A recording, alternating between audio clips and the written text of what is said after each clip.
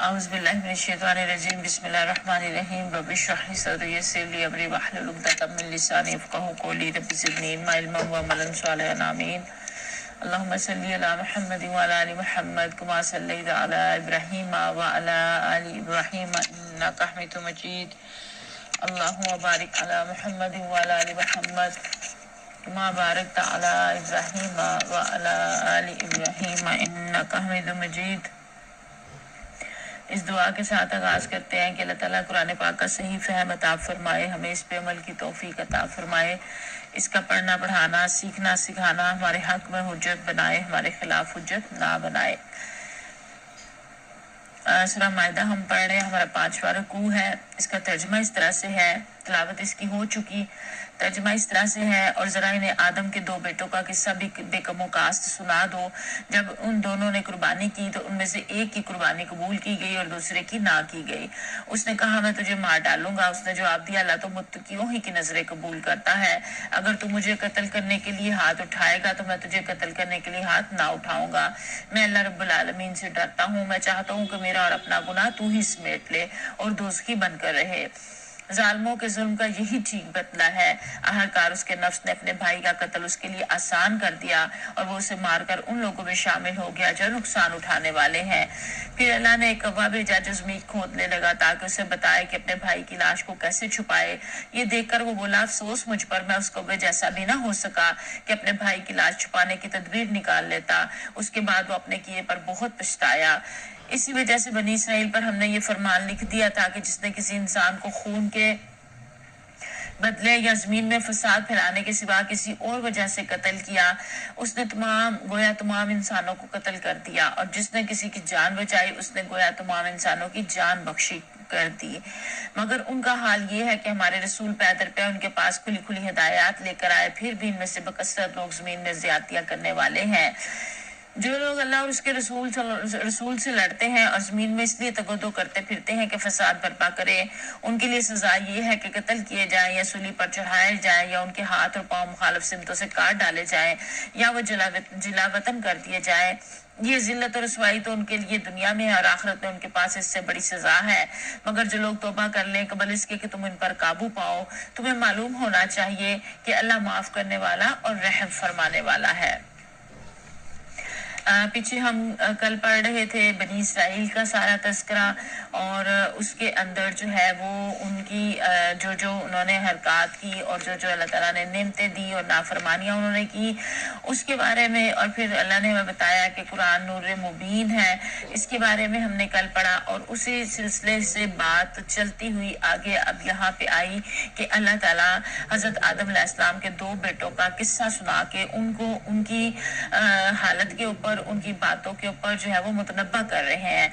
اور اللہ تعالیٰ کہتے ہیں کہ جب ان دونوں نے قربانی کی تو ایک کی قبول ہو گئی اور دوسرے کی نہ ہوئی، تو جس کی نہ قبول ہوئی اس نے کہا کہ میں تو تمہیں مار ڈالوں گا، اور دوسرے نے جو پہلے نے جس کو دھمکی قتل کی ملی تھی اس نے کہا تو اللہ تو متقیوں ہی کی نظریں جو ہے وہ قبول کرتا ہے۔ اور آپ کو پتہ ہے نا کہ پہلے اس طرح سے وہ قربانی جو کرتے تھے اور اوپر سے ایک آسمان سے آگ آ کے جس قربانی کو کھا لیتی تھی تو وہ سمجھا جاتا تھا کہ وہ قبول ہو گئی ہے قربانی، اور جو نہیں اس طرح سے اس کو قبولیت ملتی تھی، آگ نہیں کھاتی تھی، تو پتہ چلتا تھا کہ یہ قبول نہیں ہوئی۔ تو ان دونوں بھائیوں نے قربانی کی تو لیکن ایک کی قبول ہو گئی ایک کی نہ ہوئی۔ تو اب جب دوسرے بھائی نے کہا حسد میں اور غصے میں اور اس میں آ کے تو میں تجھے قتل کر دوں گا، تو انہوں نے کہا کہ اگر ان کے کہنے کا مطلب یہ تھا کہ اگر تمہاری قربانی قبول نہیں ہوئی تو یہ میری کسی قصور کی وجہ سے نہیں ہے، بلکہ اس وجہ سے ہے کہ تجھ میں تقوی نہیں ہے، لہٰذا میری جان لینے کی بجائے تجھ کو اپنے اندر تقوی پیدا کرنے کی کوشش کرنی چاہیے۔ کیونکہ یہاں پہ انہوں نے یہ لفظ استعمال کیا نا جو اللہ نے قرآن پاک کے اندر کوٹ کیا، کہ انہوں نے کہا کہ اللہ تو جو ہے وہ متقیوں ہی کی نظریں جو ہے وہ قبول کرتا ہے۔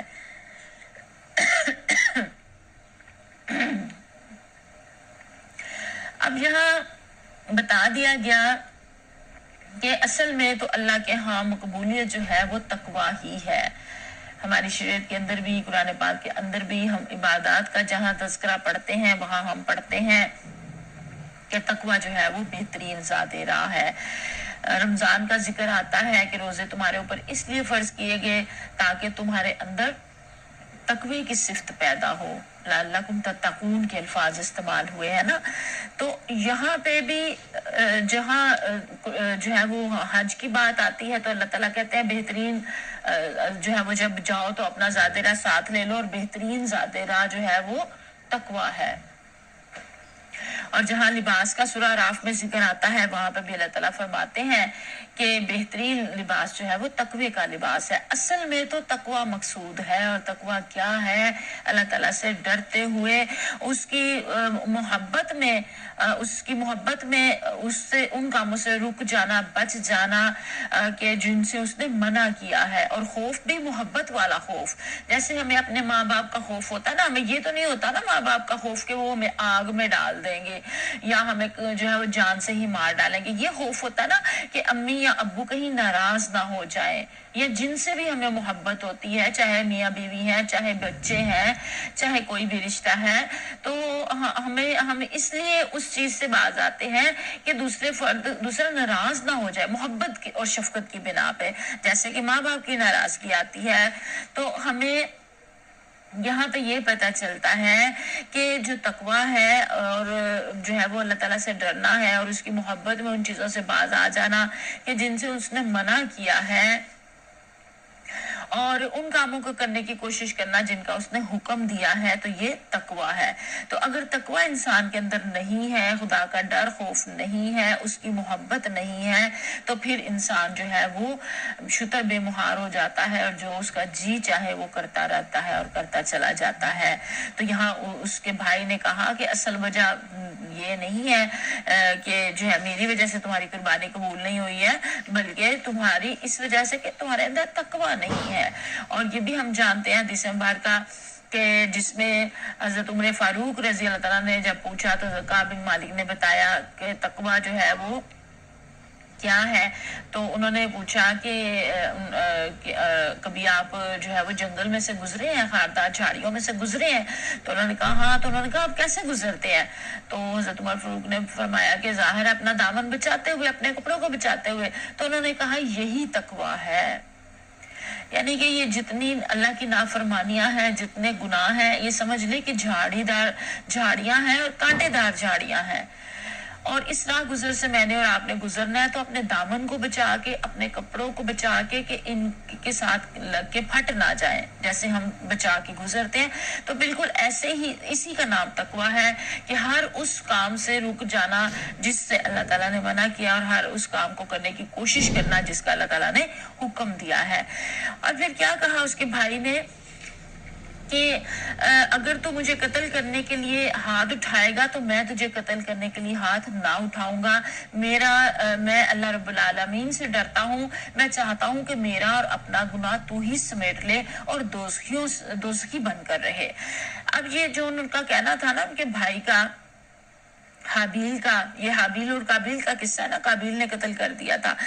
تو یہ جو اس کا کہنا تھا نا کہ میں ہاتھ نہیں اٹھاؤں گا، تو اس کا یہ مطلب نہیں تھا کہ ہاتھ باندھ کے جو ہے آگے پیش ہو جاؤ اور بندہ جو ہے وہ قتل کر دے اور مدافعت نہ کرے، بلکہ اس کا مطلب یہ ہے کہ تو اگر قتل کرنا چاہ رہا ہے تو اگر مجھے موقع ملا تو میں تجھے قتل نہیں کروں گا. اپنے بچاؤ کی کوشش تو کریں گے ہی، لیکن از خود آگے بڑھ کے ظالمانہ اقدام جو ہے وہ میری طرف سے نہیں ہوگا.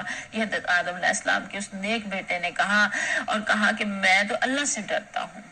اور کہہ دیا کہ تو اپنا گناہ بھی سمیٹ، ظاہر ہے ایک دوسرے کے قتل کی کوشش میں دونوں ہی گناہ گار ہیں. تو اس نے کہا کہ میں زیادہ بہتر سمجھتا ہوں کہ دونوں کا گناہ تنہا تیرے حصے میں ہی آ جائے، یعنی کہ تیرے اپنے قاتلانہ اقدام کا گناہ بھی تیرے اوپر ہو اور اس نقصان کا گناہ بھی جو اپنی جان بچانے کی کوشش کرتے ہوئے میرے ہاتھ سے تجھے پہنچ جائے. تو یہ دونوں چیزیں اس کے اندر جو ہے وہ شامل ہو گئی.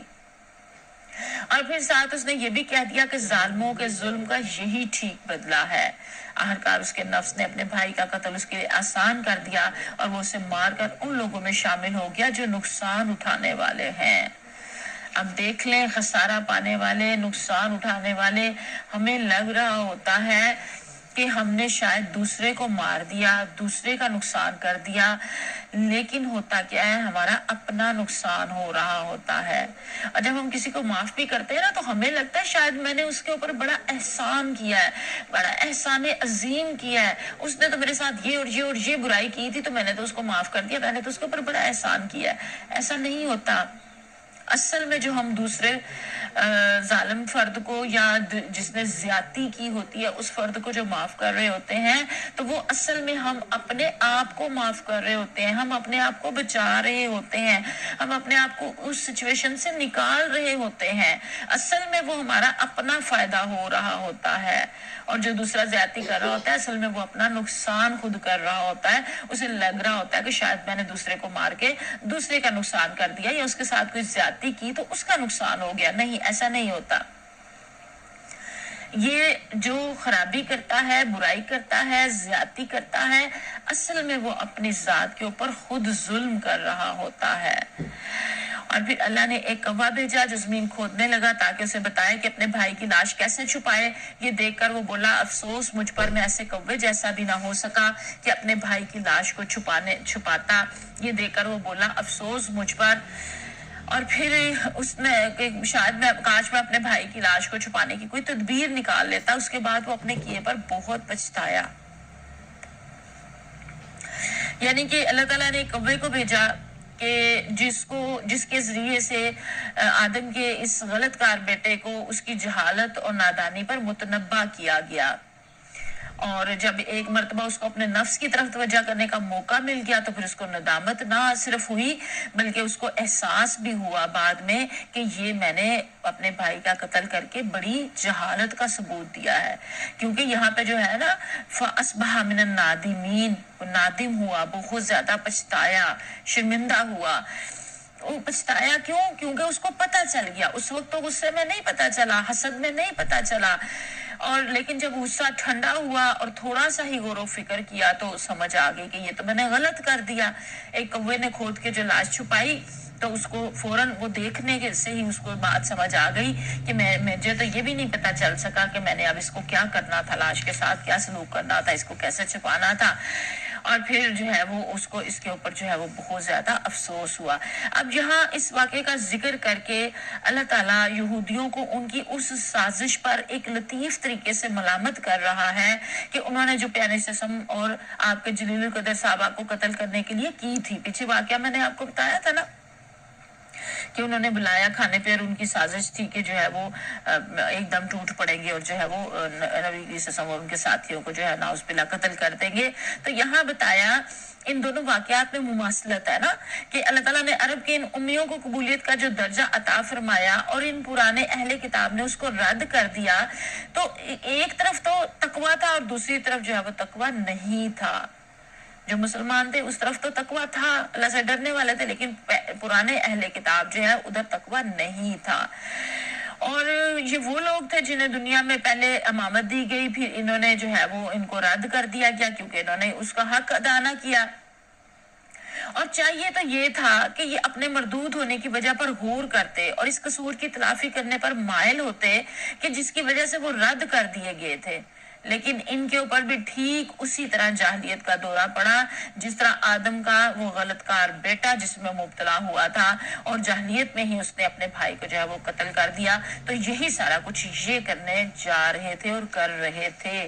تو اللہ تعالیٰ نے یہاں پہ متنبہ کر دیا اور پھر اللہ نے ساتھ ہی بتا دیا کہ اسی وجہ سے بنی اسرائیل پر ہم نے یہ فرمان لکھ دیا کہ جس نے کسی انسان کو خون کے بدلے یا زمین میں فساد پھیلانے کے سوا کسی اور وجہ سے قتل کیا اس نے گویا تمام انسانوں کو قتل کر دیا, اور جس نے کسی کی جان بچائی اس نے تمام گویا انسانوں کو جو ہے وہ زندگی بخش دی. یعنی کہ یہاں پہ قتل عمد اور قتل خطا کی بھی بات آ گئی نا کہ یعنی کہ وہاں پہ جائز ہے جہاں کے خون کا بدلہ خون ہوگا یا فساد کوئی پھیلا رہا ہے تو وہاں پہ بھی وہ بھی ہر فرد خود اٹھ کے نہیں دوسرے کو قتل کرے گا. حکومت کی ذمہ داری ہوگی کہ وہ ان خرابیوں کو روکے اور ان کا فیصلہ کرے اور جس کی جو سزا بنتی ہے وہ اس کو دے. اور یہاں پہ یہ بھی بات بتا دی گئی کہ نوع انسانی کی زندگی کا اس کی بقا کا جو انحصار ہے وہ اس پر ہے کہ ہر انسان کے دل میں دوسرے انسانوں کی جان کا احترام موجود ہو، ہر ایک دوسرے کی زندگی کی بقا و تحفظ میں مددگار بننے کا جذبہ رکھتا ہو۔ جو شخص ناحق کسی کی جان لیتا ہے وہ صرف ایک فرد پر ظلم نہیں کرتا بلکہ یہ بھی ثابت کر دیتا ہے کہ اس کا دل حیات انسانی کے احترام سے اور ہمدردی نوع کے جذبے سے خالی ہے۔ آپ دیکھیں نا، آپ کے جو پسندیدہ ہیں اب ممالک جو دیکھیں جو طاقتور ممالک ہیں وہ کیا کر رہے ہیں، جو ممالک طاقتور نہیں ہیں ان کو وہ اس طرح سے مارے ڈال رہے ہیں کہ وہ پسند نہیں ہے۔ مسلمان ہیں تو انسان ہی نا، لیکن وہ چونکہ پسند نہیں ہے اور ان کی اسرائیل دی گریٹر کی راہ میں روڑے اٹکا رہے ہیں اور وہ ان کو بننے نہیں دے رہے، اور یہ واحد ایک ہی افراد ہیں جو ان کے آگے کھڑے ہوں گے، اور تو دنیا میں کوئی ان کے آگے کھڑا نہیں ہوگا۔ تو ان کو جو ہے وہ جسٹ اس بنا پہ ایک انسان ہونے کے بھی حقوق نہیں دے رہے کہ ایک انسان ہونے کے ناطے اگر کوئی بھوکا ہے تو اس کو کھانا دیا جائے، یا نہ دیا بھی جائے، کوئی پہنچا رہا ہے تو اس کی امداد ہی پہنچنے دی جائے، پیاسے کو پانی پہنچنے دیا جائے، جو زخمی ہے، جو ہے وہ ملبوں کے نیچے دبے ہوئے ہیں اور جو جلے ہوئے ہیں اور جو برے حالات میں ہیں، تو ایک انسانیت کے ناطے ہی ان تک جو ہے وہ کوئی چیز پہنچنے دی جائے۔ تو انسانیت کا رشتہ سب سے پہلے میرے اور آپ ہم سب کے لیے، کیونکہ ہم سب انسان جو ہیں وہ ایک حضرت آدم علیہ السلام سے جو ہے وہ پیدا ہوئے ہیں، اور ماں حوا سے آگے نسل جو ہے وہ حضرت آدم اور ماں حوا سے چلی ہے، تو ہمارا آپس میں انسانیت کا رشتہ ہے۔ پھر اسلام اس کے بعد ہمیں ایک اور رشتے میں پرو دیتا ہے، انما المؤمنون اخوہ کہہ کے کہ تمام مومن آپس میں بھائی بھائی ہیں۔ تو یہاں پہ یہ بتایا گیا کہ کوئی ایک انسان کا اگر قتل کرتا ہے اس کا مطلب ہے کہ پوری انسانیت کا اس نے کر دیا، کیونکہ اس کو پوری انسانیت سے کوئی ہمدردی نہیں ہے۔ اور اگر کوئی شخص انسانی زندگی کے قیام میں مدد کرتا ہے تو وہ در حقیقت انسانیت کا حامی ہے، کیونکہ اس میں صفت پائی جاتی ہے جس میں انسانیت کی بقا کا انحصار ہے۔ یہاں مسلمان ہونے کی بات نہیں آ رہی ہے، یہاں پہ انسانیت کی بات آ رہی ہے، ایک انسان ہونے کے ناطے۔ اب آپ دیکھیں نا، سموتھ فلوٹیلا میں جتنے افراد گئے ہیں غیر مسلم تھے۔ مارگریٹا جو لڑکی ہے تو دوسری دفعہ پہلے بھی گئی پھر گئی، تو وہ کس لیے گئی ہے؟ اس کا کیا رشتہ ناتا ہے؟ اسلام کا رشتہ ناتا تو نہیں ہے، ایک انسانیت کا رشتہ ناتا ہے۔ اس نے واپس آ کے بھی کہا اہم یہ نہیں ہے کہ میرے ساتھ انہوں نے کیا مظالم کیے اور کیا ظلم کیا، اہم یہ ہے کہ وہ غزہ والوں کے ساتھ کیا ظلم اور مظالم اور وہاں پہ حالات جو ہے وہ کر رہے ہیں۔ تو یہ ایک انسانیت کے ناطے جو ہے وہ غیر مسلم کی بھی جان جو ہے وہ اتنی ہی اہم ہے۔ اور یہاں پہ بتایا گیا کہ جس نے ایک جان کو بچایا اس نے گویا تمام انسانوں کو جو ہے وہ زندگی بخش دی۔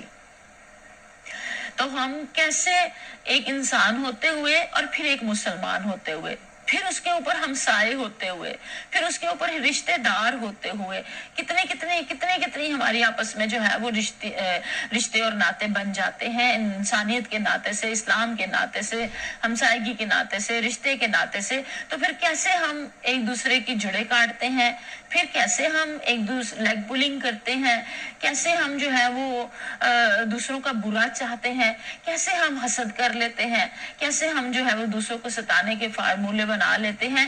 تو ان ساری چیزوں سے، ان سارے اپنے کاموں کے اوپر غور و فکر کرنا چاہیے، سوچنا چاہیے، اصلاح کرنی چاہیے، اور یہ بات ذہن میں رکھنی چاہیے جو ہم نے پیچھے پڑھی کہ در حقیقت یہ سب کچھ کر کے ہم اپنا نقصان کر رہے ہوتے ہیں۔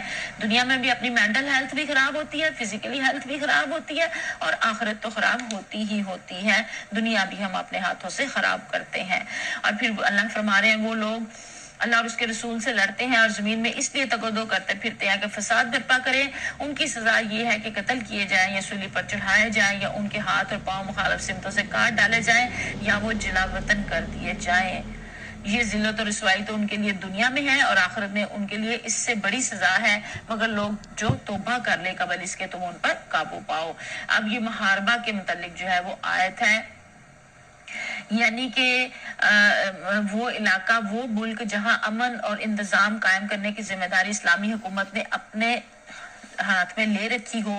और अल्लाह और रसूल से लड़ने का मतलब उस निज़ाम सालिया के खिलाफ जंग करना जो इस्लामी हुकूमत ने मुल्क में कायम किया हो। अल्लाह ताला की मर्जी ये है कि उसके लिए अपना रसूल भेजा कि जमीन में सालिया निज़ाम कायम हो, जो इंसान और हैवान और दरख्त, चरिंद परिंद, हर उस चीज को जो जमीन पर है अमन बख्शे, जिसके तहत इंसानियत अपनी फितरत के कमाल मतलूब को पहुंच सके, जिसके तहत जमीन के वसाइल इस तरह इस्तेमाल किए जाए कि इंसान की तरक्की में मददगार हो, ना कि उसकी तबाही और बर्बादी में।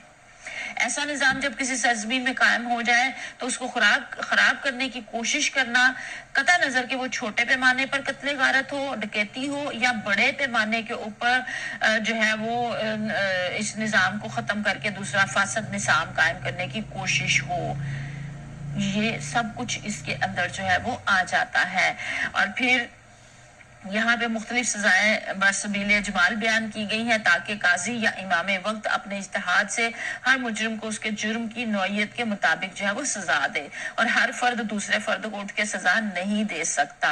ये इस्लामी हुकूमत का काम है। इस्लामी हुकूमत जब लोगों के जान, माल, इज्जत, आबरू, हर चीज की हिफाजत करती है और हर चीज उनको मुहैया सहूलियात और जरूरियात जिंदगी मुहैया करती है, तो फिर वो ये काम कर सकती है। ये नहीं है कि खाली वो कवानीन के ऊपर अमल करे और अवाम को जो है वो बुरा हाल उसका किया हो, इस तरह से नहीं है। और फिर आगे अल्लाह फरमाते तुम्हें मालूम होना चाहिए कि अल्लाह माफ करने वाला और रहम फरमाने वाला है।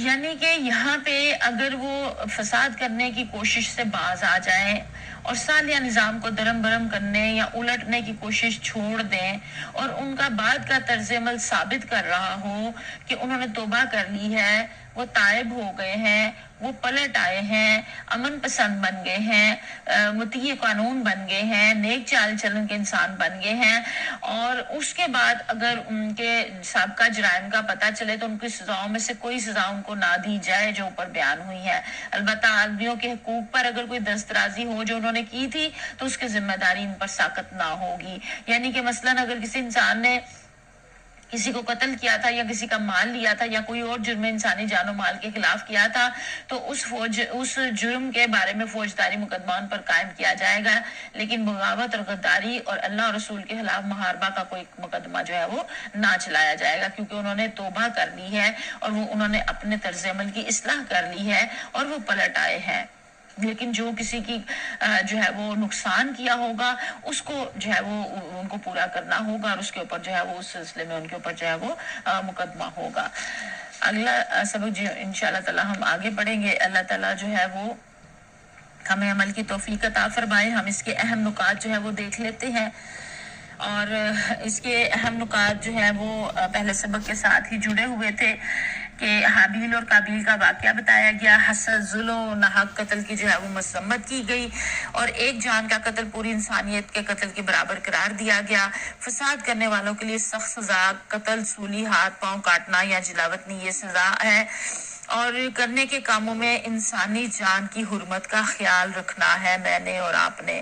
किसी पर जुल्म, कत्ल या इज़ा से इज्तनाब करना है, किसी के ऊपर इल्जामात लगाने, बुहतान लगाना, किसी की इज्जत खराब करना, ये सारी चीजें इनसे बचने की कोशिश, और जुर्म और फसाद के खिलाफ अदल पर मबनी निज़ाम सजा की जो है वो तायीद करना। और ये जो बातनी बुराइयां हैं जिसका पहले भी जिक्र आ गया, दोबारा दोहरा देते हैं कि हसद, तकब्बुर और जुल्म जैसी जो बातनी बुराइयां हैं इनसे खुद को बचाना है और किसी की दुश्मनी में अदल को नहीं छोड़ना, और कुरान की आयत की गलत ताबीर करने से या तहरीफ करने से जो है वो बचने की कोशिश करनी है। जितनी बात आती हो उतनी हम साफ साफ सीधी सीधी बता दें, पहुंचा दें। जहां हमें डाउट हो, जहां हमें ना आती हो, वहां हम जो है वो एक्सक्यूज कर लें, और अगर पूछ के किसी से बता सकते हैं तो पूछ के बता दें, लेकिन ना कहने में कोई वो झिझक नहीं होनी चाहिए कि ये बात हमें नहीं आती। हजरत अली रजी अल्लाह तआला अन्हु ने फरमाया है कि ना कहना जो है वो आधा इल्म है, यानी कि अगर आपको नहीं आता और आप कह दें कि नहीं आता तो ये इल्म का बहुत बड़ा एक हिस्सा है। और फिर इन सवालों के जवाबात तो कल अल्हम्दुलिल्लाह बहुत सारे स्टूडेंट्स ने भेज दिए, ग्रुप में भी भेज दिए, मुझे इनबॉक्स भी भेज दिए। तो उनमें ये सवाल भी था कि अगर किसी के साथ जुल्म हो तो हम इसके खिलाफ आवाज उठाते हैं या खामोश रहते हैं, और क्या हम इंसानी जान की हुर्मत को वाकई समझते हैं। اور کیا ہمارے دلوں میں حسد یا برتری کا احساس کا کسی کے خلاف کوئی کچھ چھپا تو نہیں ہوا؟ اور ہم اپنے تعلقات اور دشمنیوں میں عدل انصاف کا رویہ رکھتے ہیں؟ کیا ہم اللہ سے کیے گئے وعدوں کو روزمرہ زندگی میں نبھا رہے ہیں؟ اور ان سوالات کے بہت اچھے سب نے جوابات دیے غور و فکر کے ساتھ، اور انشاءاللہ تعالیٰ اس کی روشنی میں ہمیں نئی راہ بھی جو ہے وہ ضرور اللہ نے سجائی ہوگی کہ مزید بہتری کی طرف ہم نے کیسے چلنا ہے۔ اللہ تعالیٰ مجھے اور آپ کو بہت زیادہ عمل کی توفیق عطا فرمائے۔ وآخر دعوانا الحمدللہ رب العالمین۔